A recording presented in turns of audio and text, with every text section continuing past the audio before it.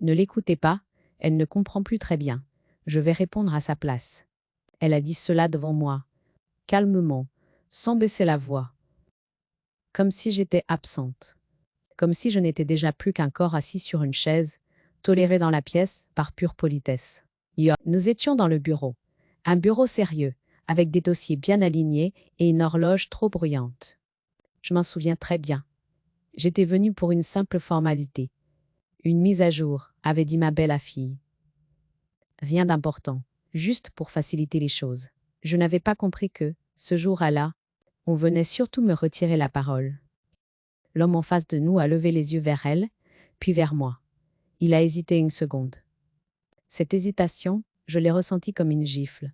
J'étais encore là, encore vivante, encore capable. Et pourtant, on doutait déjà. Ma belle fille a continué, sans me regarder. Elle est très fatiguée en ce moment, je gère tout pour elle. Tout. Ce mot m'a traversé comme une lame lente. Tout, cela incluait donc ma voix, mes décisions, ma pensée. J'ai voulu parler. J'ai ouvert la bouche, mais elle a posé sa main sur mon bras. Un geste doux, presque affectueux. Un geste d'autorité, surtout. Laisse, maman. Je vais expliquer. Maman. Elle m'appelait ainsi, depuis quelque temps, devant les autres. Comme si ce mot suffisait à justifier qu'elle prenne ma place. Comme si j'étais devenue son enfant. Je me suis tue. Pas parce que je n'avais rien à dire, parce que j'ai senti, à cet instant précis, que parler ne servirait à rien. Que ma parole serait immédiatement corrigée, reformulée, traduite, réduite. Je me suis sentie rapetissée, pas physiquement, intérieurement, comme si on avait déplacé mon centre un peu plus loin de moi, même. Je pensais à toutes les fois où j'avais parlé pour les autres, pour protéger, pour aider, pour éviter des conflits. Je n'avais jamais imaginé qu'un jour, quelqu'un parlerait à ma place, non par maladresse, mais par stratégie. En sortant du bureau, elle marchait devant moi. Elle parlait déjà au téléphone. Oui, tout s'est bien passé. Elle n'a rien dit. Cette phrase a résonné longtemps en moi. Elle n'a rien dit. Comme si mon silence confirmait leur version. Comme si mon silence devenait une preuve contre moi. Dans la voiture, elle a continué. Tu vois, quand je m'en occupe, tout est plus simple. Les gens sont rassurés. Rassurés de quoi? Que je n'existe plus vraiment. Je regardais défiler les rues. Je sentais une fatigue profonde m'envahir, mais ce n'était pas celle de l'âge. C'était celle qu'on ressent quand on comprend qu'on est en train de perdre quelque chose d'essentiel, sans bruit, sans violence apparente. Arrivée à la maison, elle a pris mes papiers, les a rangés dans son sac. Je vais garder ça, d'accord, ce sera plus sûr. Elle n'attendait pas de réponse. Mais ce soir-là, je me suis assise seule dans la cuisine. La radio parlait doucement. J'avais encore ces mots dans la tête. Elle ne comprend plus très bien. Je comprenais tout. Je comprenais que ce n'était pas une maladresse. Je comprenais que ce n'était pas de l'aide. Je comprenais que quelqu'un avait décidé que ma parole était devenue inutile et dangereuse. Et pour la première fois, une pensée claire, presque froide, s'est imposée à moi. Si je la laisse parler pour moi, je disparaîtrai légalement. Ce n'était plus une question de respect. Ce n'était plus une question de famille. C'était une question de droit. Je n'ai rien dit ce soir-là. Je n'ai rien dit le lendemain non plus. Mais, dans ce silence apparent, quelque chose s'est mis en place. Lentement. Méthodiquement. Ma belle fille parlait pour moi. Je savais déjà que, tôt ou tard, la loi parlerait plus fort. Avant que ma belle fille ne parle à ma place, j'ai longtemps été celle qui parlait pour les autres. Pas par domination, mais par soin. J'avais cette habitude de porter la parole quand elle faisait défaut, de lisser les angles pour que la vie familiale reste fluide. Je croyais alors que c'était une qualité. Aujourd'hui, je sais que c'était aussi une vulnérabilité. Je me suis mariée jeune, avec un homme sérieux, peu bavard, mais fiable. Ensemble. Nous avons construit une existence simple, solide. La maison n'est pas sortie de terre en un jour. Elle a grandi au rythme de nos économies, de nos week-ends sacrifiés, de nos rêves modestes. Chaque mur portait la trace de nos choix, de nos compromis. J'y avais une place évidente, naturelle, incontestée. Mais comme mon fils aîné, J'ai appris ce que signifie se mettre en retrait sans disparaître. Voilà, j'ai travaillé, puis j'ai arrêté. J'ai organisé, anticipé, consolé. Je savais où étaient les papiers, les clés, les assurances. Je décidais. Mais toujours pour le bien commun. Personne ne remettait cela en question. Ma parole faisait autorité parce qu'elle était constante, réfléchie, fiable. Les années ont passé sans heurts. Mon mari vieillissait. Moi aussi, bien sûr, mais sans me sentir diminuée. Je continuais à gérer, à prévoir, jusqu'au jour où la maladie est entrée dans nos vies. J'ai appris à parler aux médecins, à traduire leurs mots, à prendre des décisions difficiles quand mon mari n'en avait plus la force. C'est moi qui signais, moi qui expliquais, moi qui assumais. Après sa mort, j'ai tenu, droite, silencieuse. La maison est devenue un lieu de mémoire, mais aussi de continuité. Je pensais que cette solidité me protégerait, que ce passé partagé était une garantie de respect. Après, c'est à cette période que ma belle-fille est entrée dans nos vies. Elle était efficace, structurée, sûre d'elle. Elle parlait vite, avec des mots précis, souvent techniques. Elle aimait les dossiers bien rangés, les décisions rapides, les solutions rationnelles. Je l'ai d'abord admirée. Je me suis dit que mon fils avait trouvé quelqu'un de compétent, quelqu'un qui saurait l'aider. Peu à peu, j'ai commencé à lui laisser de la place. Par confiance, par fatigue aussi. Elle proposait, je consentais. Elle organisait, je validais. Rien de brutal, rien d'inquiétant. Du moins, c'est ce que je croyais. Je ne me suis pas rendu compte que ma parole changeait de statut. D'abord écouter, puis commenter, puis reformuler, et enfin remplacer. On ne me demandait plus mon avis. On me l'expliquait. Avec bienveillance, toujours. Avec ce ton qui rassure et qui enferme. Mon fils, lui, s'appuyait sur elle. Il la laissait parler.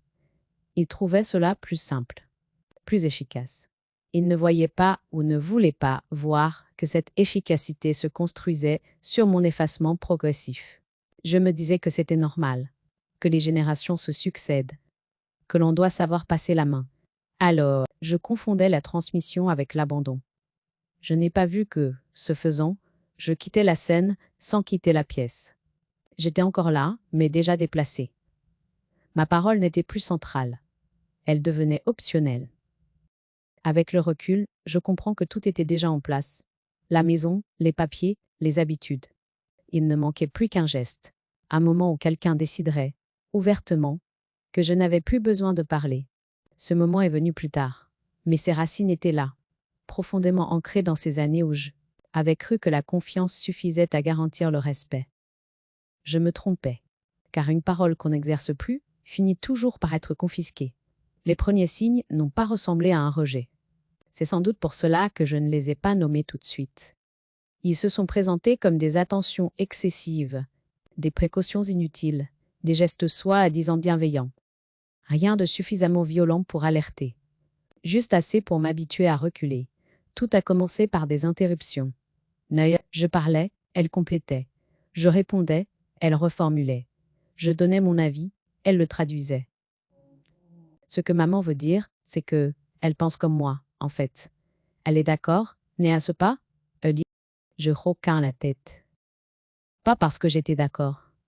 Parce que je n'avais plus l'énergie de corriger. Chaque rectification devenait un effort, presque une impolitesse. On me regardait alors avec ce mélange de patience et de embarras réservé aux personnes qu'on juge fragiles. Un jour, chez le médecin, elle a répondu à une question qu'on m'adressait directement, sans même me laisser le temps d'ouvrir la bouche. Le médecin n'a pas insisté, il a noté, et j'ai senti, très distinctement, ma voix perdre de la valeur. Même trop. À table, c'était pareil.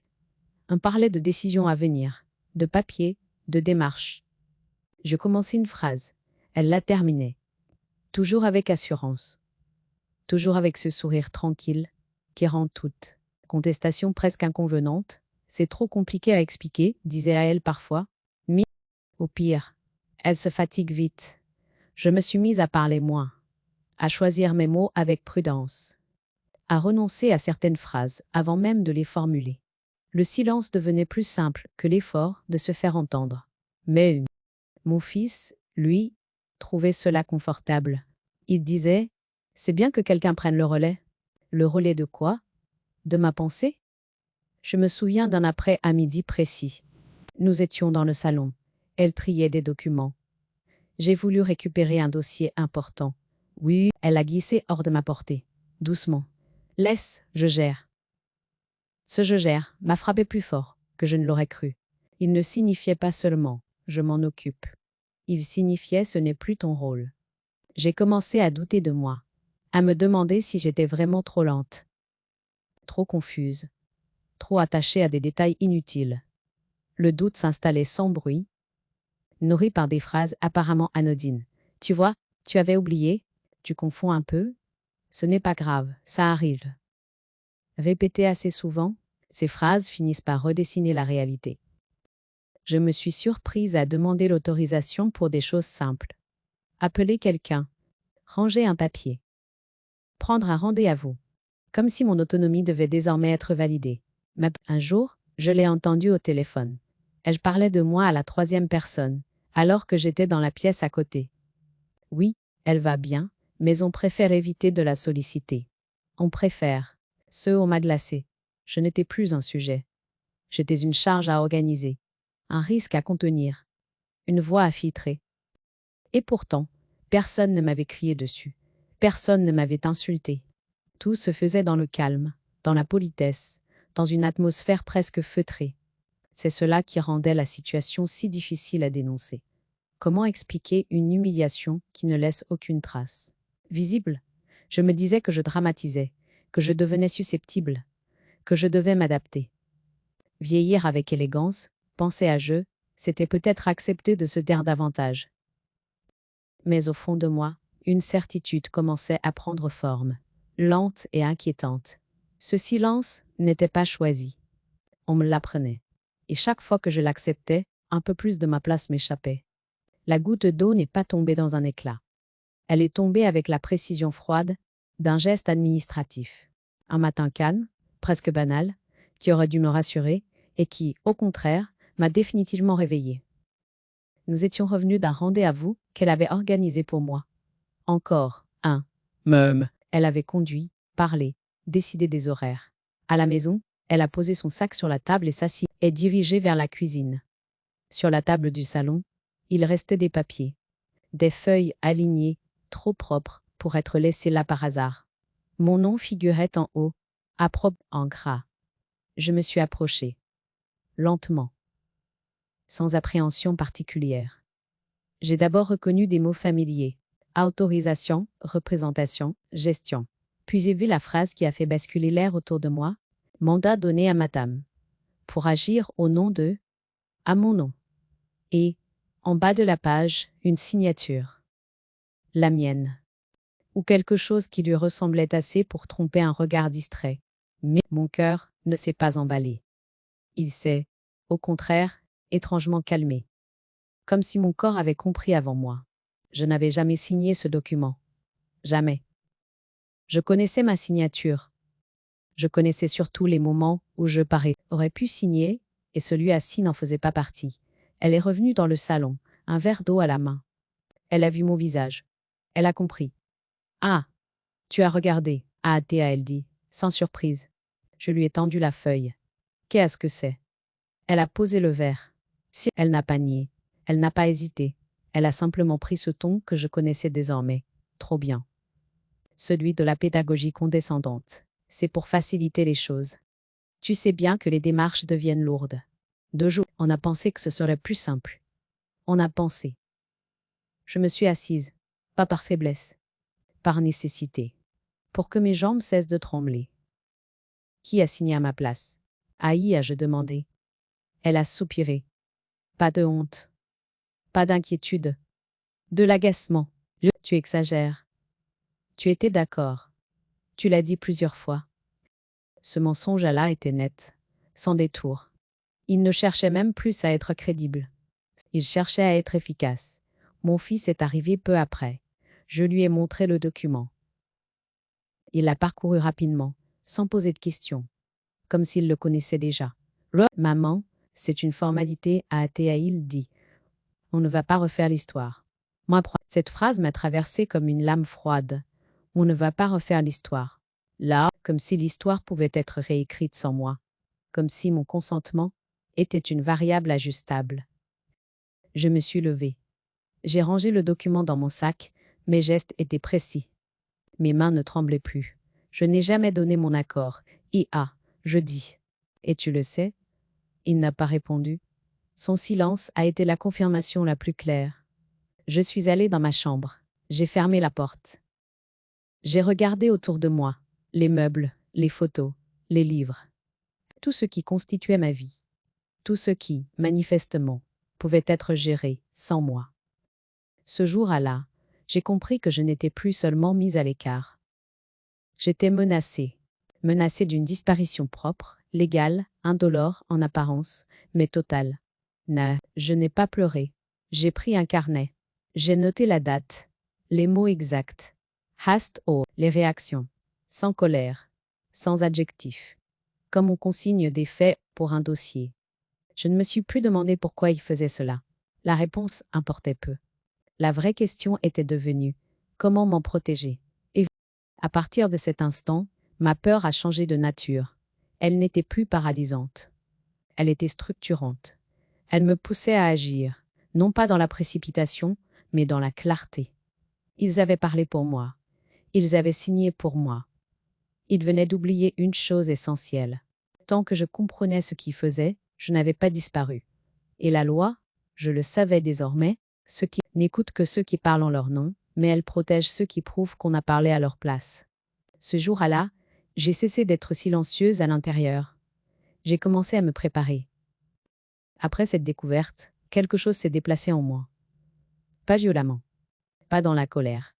Plutôt comme un meuble qu'on remet lentement à sa place d'origine. Après des années à l'avoir laissé de travers. Tout à coup, ce que je ressentais depuis si longtemps sans pouvoir le nommer, devenait lisible. Les nuits ont changé. Je ne dormais plus comme avant. Je ne sombrais plus dans un sommeil lourd, épuisé. Je restais éveillée, les yeux ouverts, dans l'obscurité, attentive à mes propres pensées. Elles n'étaient plus confuses. Elles formaient une ligne claire. Je revoyais les scènes passées, une à une, les phrases dites à ma place, les décisions prises pour mon bien, les sourires patients quand je tentais d'intervenir. Et surtout, mon propre silence. Ce silence que j'avais pris pour de la sagesse, pour de la dignité, pour une manière élégante de vieillir. Je me suis demandé quand j'avais cessé de parler pleinement.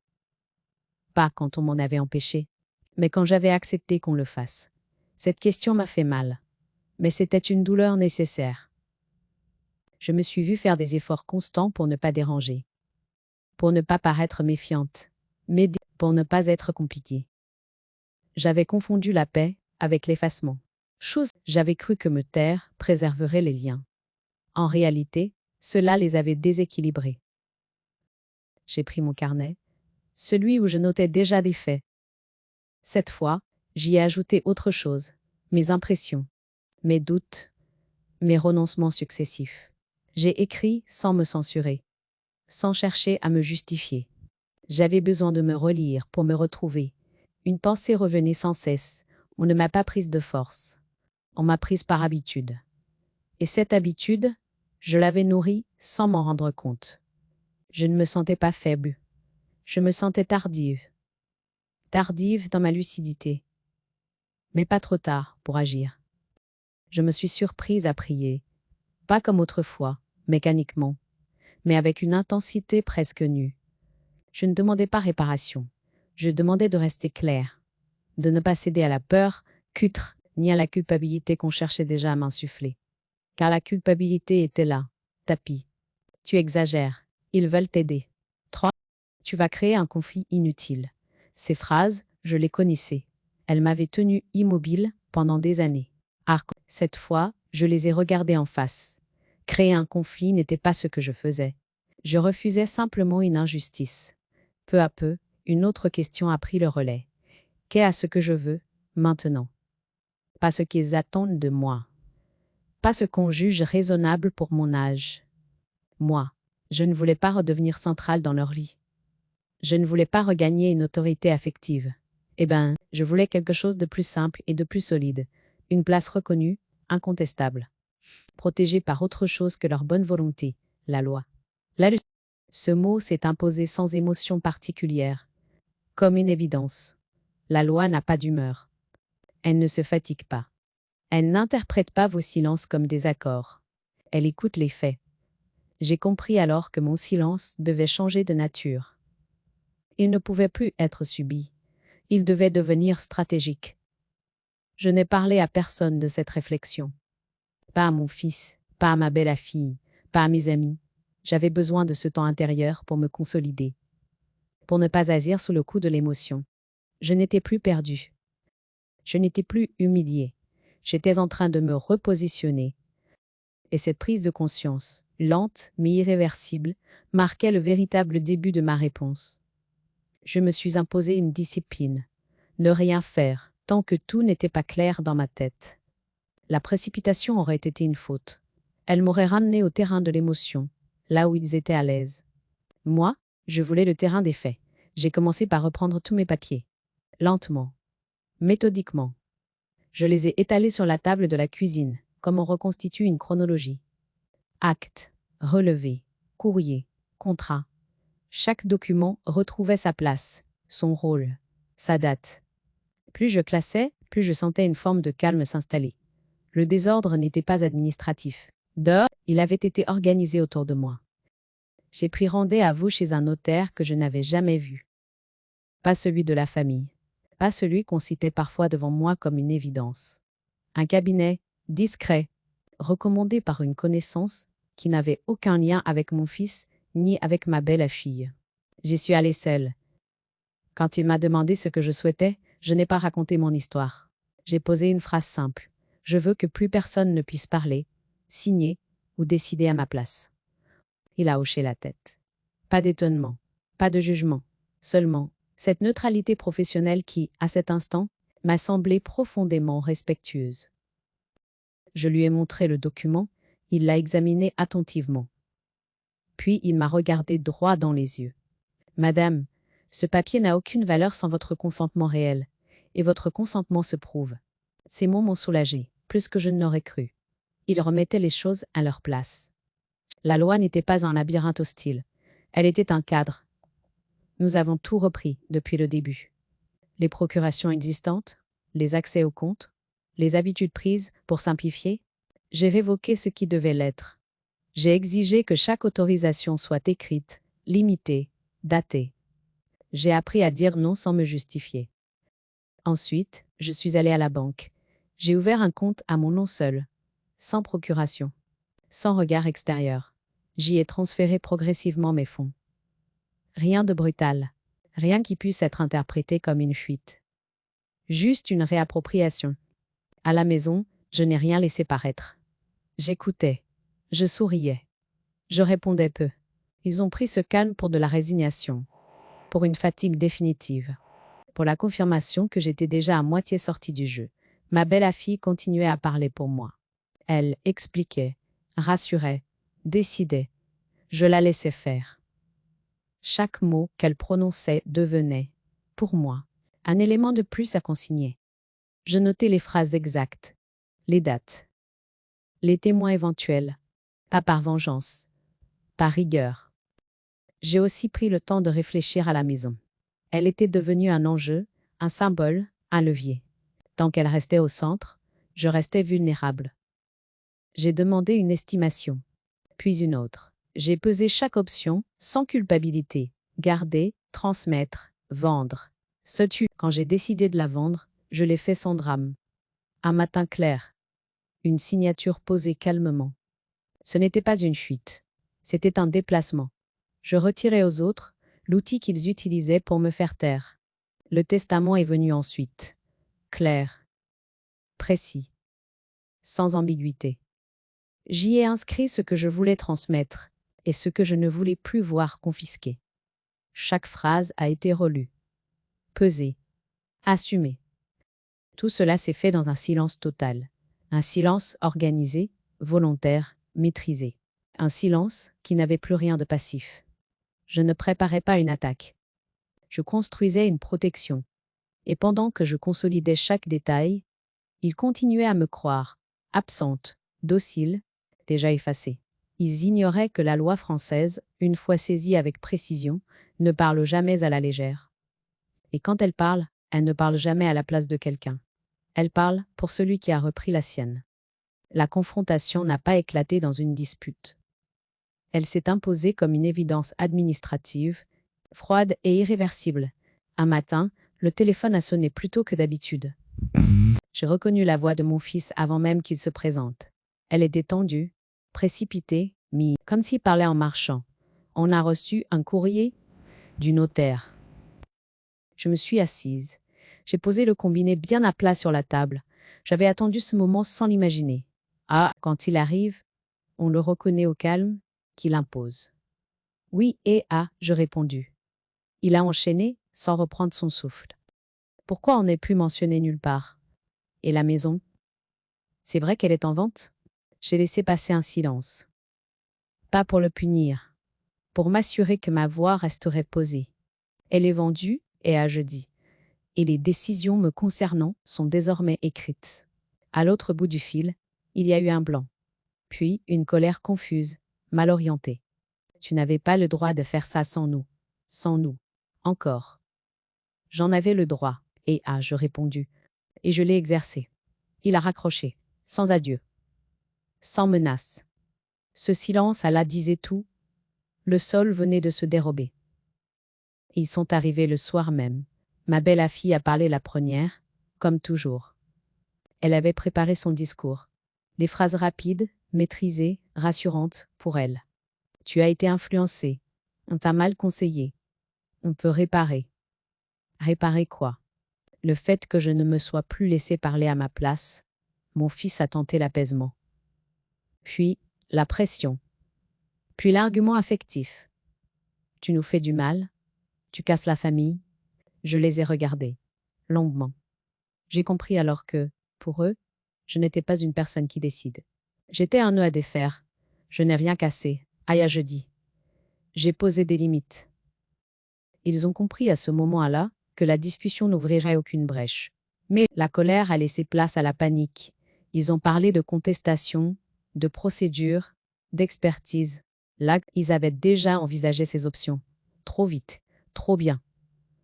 Quelques semaines plus tard, nous sommes retrouvés dans une salle au mur clair. Une audience sans éclat. Des dossiers. Des dates. Des signatures. Ma belle fille s'est avancée pour expliquer, pour contextualiser, pour parler encore pour moi, croyait à elle. Le juge l'a interrompue. Madame, je m'adresserai à l'intéressé. Ce simple geste a réorganisé la pièce. Il a posé les rôles. Il s'est tourné vers moi. Avez-vous compris les actes que vous avez signés? Oui, et je répondu. Et je les ai voulus. Il a posé d'autres questions. Précises. Techniques. Je répondais sans détour. Je n'avais rien à embellir. Les faits se suffisaient. Mon fils baissait les yeux. Hop, ma belle fille se taisait enfin. Pour la première fois, sa voix ne me recouvrait pas. Le juge a consulté le dossier, puis a conclu d'un ton neutre. Les actes sont réguliers. Le consentement est établi. Il n'y a pas lieu de remettre en cause les décisions prises. Rien de spectaculaire. Pas de victoire proclamée. Une phrase, nette, qui clôt. En sortant, je n'ai pas cherché leur regard. Je n'avais plus besoin de le soutenir. Dehors, l'air était frais. J'ai respiré profondément. Une respiration entière, sans retenue. Je n'avais pas parlé plus fort qu'eux. Je n'avais pas crié. Je n'avais pas supplié. J'avais laissé la loi parler à l'endroit exact où l'on m'avait confisqué la parole. Et à cet instant précis, j'ai su que le piège s'était refermé, non pas sur eux, mais sur ce mécanisme ancien qui m'avait réduite au silence. Je n'étais plus celle pour qui l'on parle. J'étais celle qui répond. Après l'audience, rien n'a explosé. Tout s'est fissuré. Lentement. Comme une maison dont on retire une poutre centrale sans tout est bruit.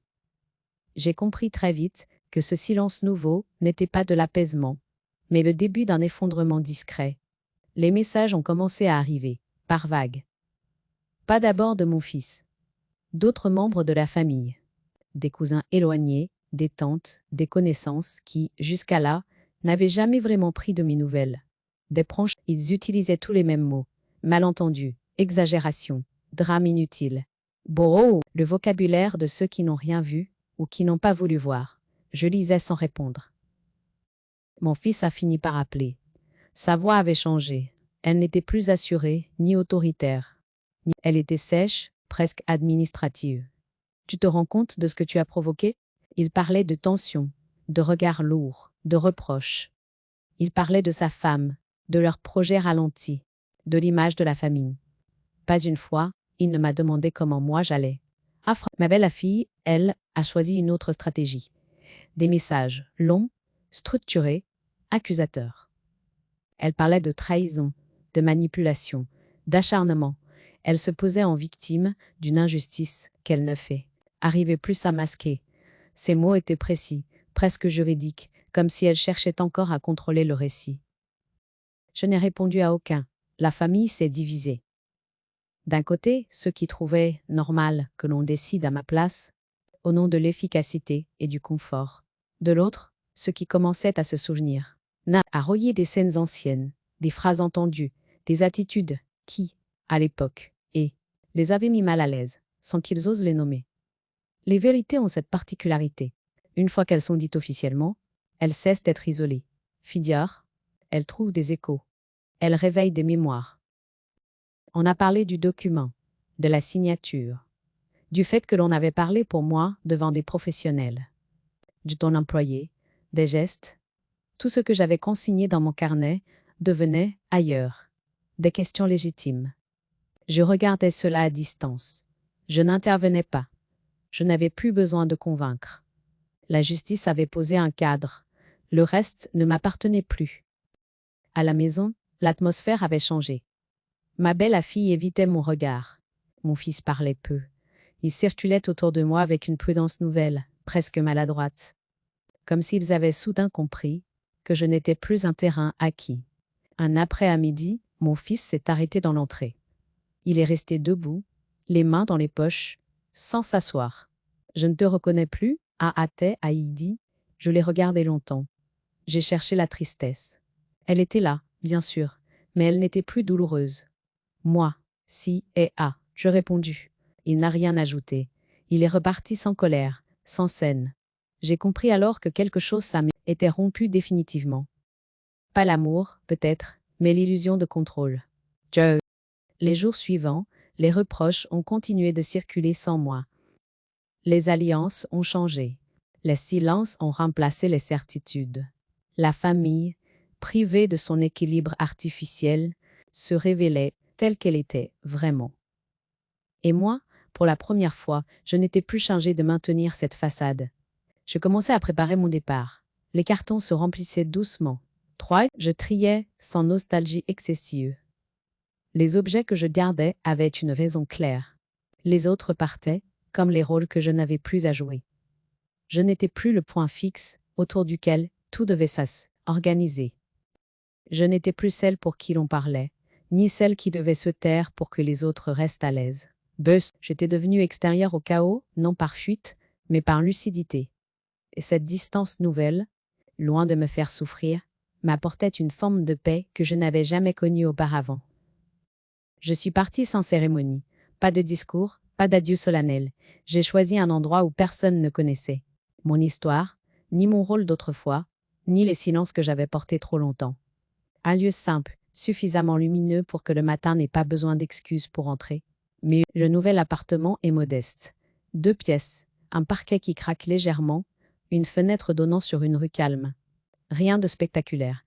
Et pourtant, tout y est à moi. Les clés dans ma poche ne sont plus un symbole disputé. Elles ouvrent simplement une porte que j'ai choisie. Les premiers jours, j'ai ressenti une fatigue profonde. Pas celle du corps, mais celle qui suit la fin d'une tension ancienne. Comme si mes épaules, enfin, acceptaient de se relâcher. Je dormais longtemps. Je me réveillais sans urgence. Personne n'attendait que je réponde, que je tranche, que je cède. Je redécouvrais le temps nu, celui qui n'est pas morcelé par les attentes des autres. Je pouvais rester assise sans me sentir inutile. regarder par la fenêtre sans expliquer ce que je faisais, lire une page, puis une autre, sans interruption. Le quartier m'accueillait sans curiosité excessive. Le boulanger me reconnaissait sans me questionner. La voisine me saluait d'un signe de tête. Ces relations simples, sans enjeu, me faisaient un bien inattendu. Ici, personne ne parlait pour moi. Personne ne parlait de moi. Je me suis remise à marcher. Pas pour aller quelque part, mais pour sentir mes pas. J'ai appris les rues, les horaires, les bancs où s'arrêter. J'écoutais mes propres pensées, non pour les corriger, mais pour les laisser exister. Il m'arrivait de penser à mon fils. Pas avec amertume, avec une lucidité nouvelle. Je voyais désormais ce que j'avais longtemps refusé d'admettre. La facilité avec laquelle on peut habitué à décider pour l'autre quand celui-ci se tait. La pente douce qui mène de l'aide à la prise de pouvoir. Je ne cherchais plus à comprendre leurs raisons. Elles n'avaient plus de prise sur moi. Un jour, j'ai reçu une lettre. Quelques lignes, maladroites, d'un membre de la famille éloigné. On me disait que les choses s'étaient sues, que certains commençaient à se poser des questions. J'ai reposé la lettre sans y répondre. Ce temps-là était passé. Je n'avais plus besoin d'être réhabilité. J'ai commencé à trier mes affaires avec un regard neuf. Ce que je gardais devait m'accompagner, pas m'encombrer. Les objets, comme les rôles, peuvent devenir trop lourds quand on les conserve, par habitude. J'ai donné, jeté, simplifié. Chaque geste allégeait l'espace et ma pensée. Je n'ai pas cherché à reconstruire une famille de remplacement. J'ai construit un cadre. Un cadre intérieur surtout. Où je pouvais décider sans m'excuser, ressentir sans me censurer, vivre sans me justifier. Parfois, le soir, je m'assois près de la fenêtre avec une tasse chaude. La rue est calme. Les lumières s'allument une à une. Je ne me sens ni seule ni entourée. Je me sens présente. Et cette présence me suffit. Je sais que, là-bas, certains continuent de raconter leur version. Celle où j'aurais exagéré, celle où j'aurais changé. Ils ont raison sur un point. J'ai changé. Je ne me suis pas durcie. Je me suis définie. Cette nouvelle vie n'est pas une fuite. C'est une arrivée tardive, peut-être, mais consciente. Je n'attends plus qu'on me rende une place. Je l'habite. Et chaque matin, en ouvrant les volets, je sais une chose avec certitude. Ce rythme, cette voix, cette direction, tout cela m'appartient désormais. Il y a des soirs où je m'assois sans allumer la lumière. J'aime ce moment précis où la pièce devient un refuge, où les contours s'adoucissent et où il ne reste que l'essentiel. Ma respiration, le poids réel de mon corps sur la chaise, et cette sensation nouvelle, stable, d'être exactement là où je dois être. Je repense parfois au chemin parcouru, pas pour raviver la douleur, mais pour mesurer la distance. La distance entre la femme qu'on interrompait poliment et celle qui, aujourd'hui, n'a plus besoin de se faire entendre à tout prix. La distance entre la voix confisquée et la parole retrouvée. On ne m'a jamais ordonné de me taire. On m'a simplement parlé à la place. Avec des mots lisses. Avec des gestes doux. Avec cette assurance tranquille qui, peu à peu, vous persuade que votre propre voix est devenue secondaire. J'ai compris tardivement que ce mécanisme est l'un des plus dangereux. Il ne laisse ni trace ni cri, seulement un effacement progressif. J'ai longtemps cru que l'amour familial protégeait de tout, que la proximité empêchait l'abus, que la bonne intention suffisait à justifier les décisions prises sans vous. Je sais aujourd'hui que l'intention ne remplace jamais le consentement, et que l'aide, quand elle se substitue à la volonté, devient une prise de pouvoir. La loi n'a pas été un rempart contre les autres. Elle a été un repère pour moi.